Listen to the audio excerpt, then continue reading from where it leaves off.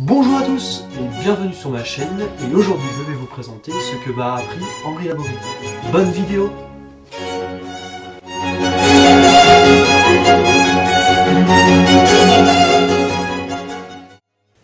Henri Laborie est un médecin chirurgien et neurobiologiste. Il est connu pour avoir introduit l'utilisation des neuroleptiques en psychiatrie. On peut le considérer comme un philosophe du comportement. Pour moi, son travail se résume de la manière suivante. Comment être bien dans sa peau? Pour cela, il faut étudier nos comportements.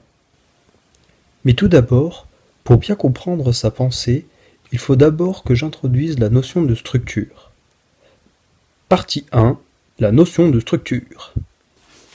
Henri Laborie incite à réfléchir, à voir le monde en termes de structure, c'est-à-dire de voir les relations qu'il existe entre les éléments d'un ensemble.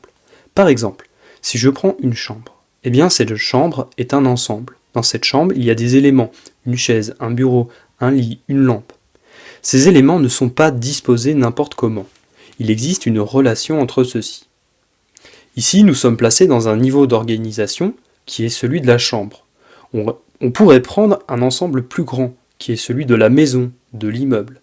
Et c'est ainsi que l'on peut partir de la cellule, puis des organes, de l'organisme, des groupes humains, des États, des blocs d'États et des continents. Cette notion de structure permet de prendre du recul lorsque par exemple j'énonce une conclusion. Ai-je bien pris en compte tous les éléments? N'y a-t-il pas un autre niveau d'organisation à intégrer? Prenons l'exemple d'une personne qui se fait opérer d'une maladie et qu'elle en ressort soignée. Eh bien cette opération lui sera inutile si elle retourne dans l'environnement qui l'a rendue malade. Le médecin n'aura pris en compte que le niveau d'organisation du corps de son patient. En fait, tout ce qui nous entoure fait partie d'une structure. Et c'est d'ailleurs le rôle de la science que de comprendre les relations entre les choses. Partie 2. Toute structure vivante n'a pas d'autre raison d'être que d'être. Prenons un humain. Eh bien, son objectif théorique premier est de maintenir son corps en vie. Pour cela, il est obligé d'agir sur un territoire qui va lui permettre d'entrer en contact avec des objets et des êtres. Par exemple, de la nourriture. Si ça lui fait plaisir, il aura plutôt tendance à le refaire et à se l'approprier. Ma voiture, ma femme, mon ordinateur. Et si ça lui procure de la douleur, il va plutôt essayer de ne pas recommencer l'action. Mais il n'est généralement pas seul sur ce territoire, et il est souvent possible qu'il entre en concurrence avec d'autres individus qui ont envie de se procurer les mêmes objets et êtres que lui. Partie 3. Les structures hiérarchiques de dominance. Les dominances apparaissent lorsqu'il y a conflit d'intérêts pour les êtres et les choses, le dominant étant celui qui se les approprie. Cette dominance peut se baser sur la force physique, l'intelligence, etc. On constate que chez certains animaux, cela change souvent, ce qui n'est pas toujours le cas chez les êtres humains. Dans notre société, la dominance se base aussi sur l'argent, sur la capacité à collecter de la monnaie et donc du pouvoir.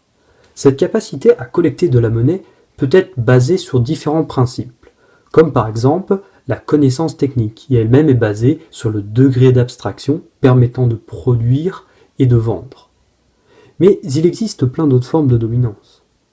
Et ce qui fait la politique, selon Henri Laborie, c'est d'abord une science de l'organisation sociale.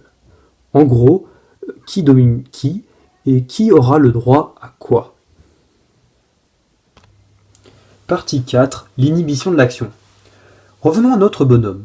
Laborie rapporte que confronté à une épreuve, l'homme dispose que de 3 choix.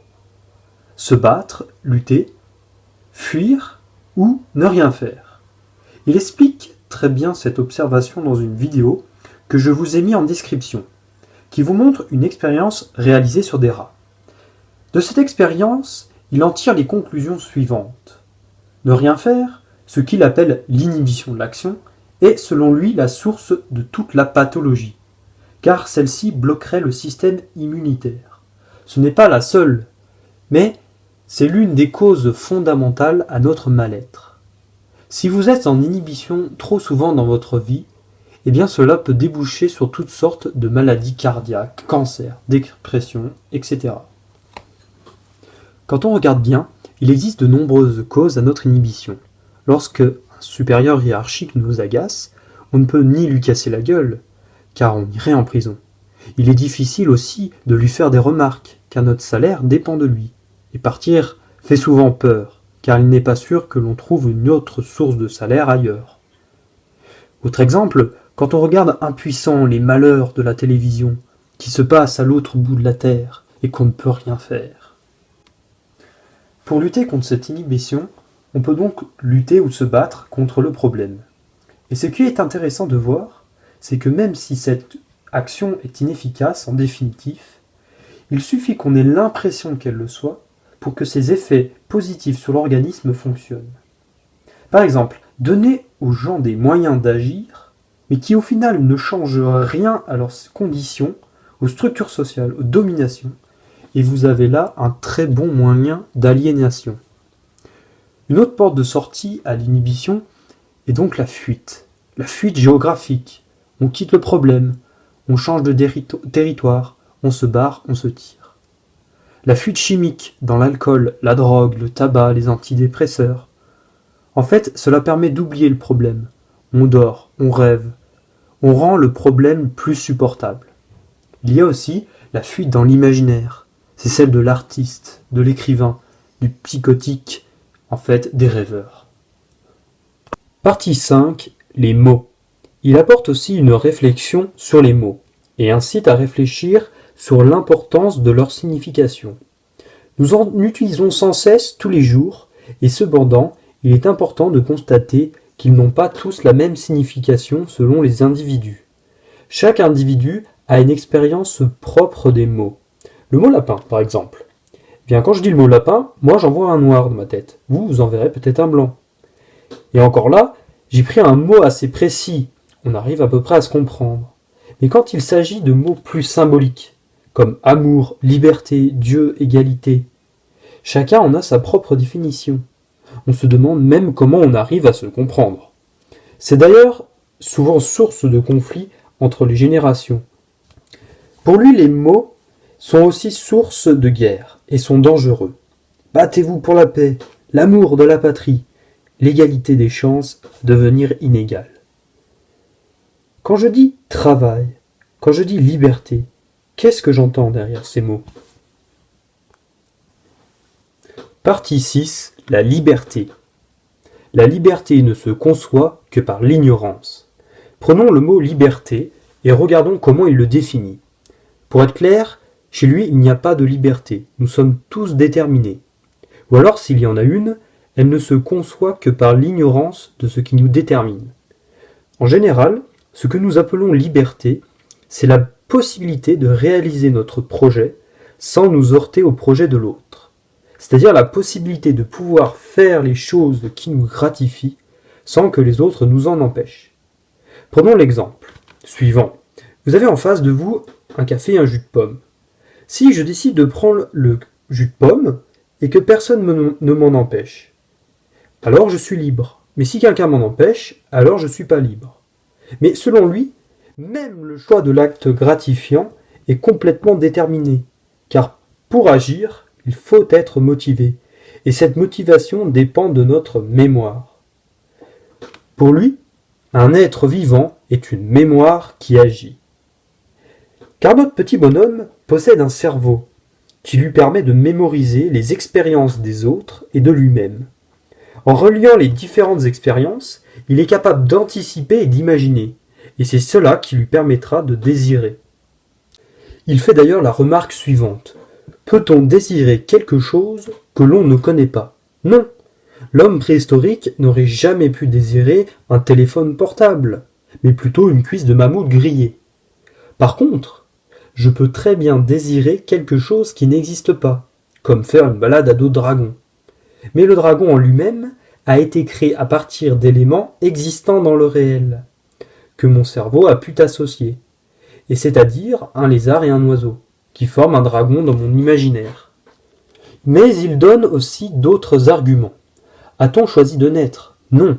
Il dit aussi que nous sommes tous enfermés dans une socioculture. La culture du petit français n'est pas la même que celui qui est né au pôle Nord. Et on le voit bien, les goûts, les façons de se comporter, etc. ne sont pas du tout les mêmes d'un pays à un autre. L'absence de liberté est une notion difficile à admettre, car celle-ci détruit toute notion de mérite des individus et les déresponsabilise complètement. En effet, la liberté de décision nous rend responsables de nos actes. Si ces actes correspondent à l'idéal des valeurs de la communauté, comme par exemple la valeur travail, le goût de l'effort, la politesse, l'apparence physique, alors l'individu, s'il respecte ces valeurs, se verra gratifié et pourra certainement accéder à des échelles hiérarchiques de dominance plus élevées. Dire qu'il n'y a pas de liberté, c'est dire que les dominants n'ont aucun mérite, et c'est une négation de la reconnaissance sociale. Cependant, cette notion de déterminisme est selon lui la solution pour aboutir à la tolérance. Par exemple, si l'autre individu que j'ai en face de moi n'est pas du même avis que moi sur un sujet, bien je serai beaucoup moins tolérant s'il est libre de choisir l'erreur. Par contre, si j'admets que son choix est entièrement déterminé et que tout l'a contraint à prendre ses arguments, eh bien je serai plus compréhensif et plus tolérant. J'ajouterais personnellement que la notion de déterminisme n'est pas incompatible avec la justice. Je peux très bien comprendre pourquoi un criminel a agi de telle manière, et cependant, son acte en soi n'est pas forcément excusable. Mais alors, à quoi ça sert de se lever le matin si de toute façon tout est déjà tracé? Il y a un intérêt à connaître les lois qui nous déterminent. Non pour prédire exactement l'avenir, car les facteurs mis en cause sont souvent beaucoup trop nombreux, mais pour les utiliser au mieux de notre survie et de notre plaisir. Par exemple, connaître certaines lois biologiques permet d'améliorer les techniques agricoles. Connaître les lois de la gravitation permet d'envoyer des fusées sur Mars. Et surtout, connaître la mécanique du fonctionnement du corps humain et de son cerveau permettra à l'homme d'utiliser cette connaissance à notre avantage, car jusque-là, nous avons surtout essayé de contrôler la matière. Nous sommes allés sur la Lune, nous avons fait des bombes nucléaires, mais au final, pourquoi faire? Partie 7. Critique. On lui a souvent reproché d'avoir trop simplifié des thèses scientifiques, comme la théorie des 3 cerveaux, de ramener tout à la biologie, et surtout de comparer les hommes aux animaux, aux rats, ce qui serait une approche trop simpliste. Cependant, Laborie prônait l'exercice du doute et du soupçon, car toute vérité n'est que l'élément d'un ensemble qui provient d'une logique qui est propre à celui qui l'énonce. La logique de la fourmi n'est pas la même que celle de l'être humain. Merci d'avoir regardé cette vidéo. Si vous désirez aller plus loin, je vous conseille fortement de lire son bouquin qui s'appelle Éloge de la fuite, qui est à mon avis l'un de ses meilleurs bouquins. Si vous voulez aller plus loin, il y a aussi un site qui lui est consacré, qui s'appelle Éloge de la suite. Allez voir ses interviews sur internet, elles sont vraiment bien. Sinon, il y a le film d'Alain Resnais qui s'appelle Mon oncle d'Amérique, que je vous conseille de regarder. Je mettrai aussi dans la description une interview que mon oncle a réalisée de lui. Je vous remercie et donc au revoir.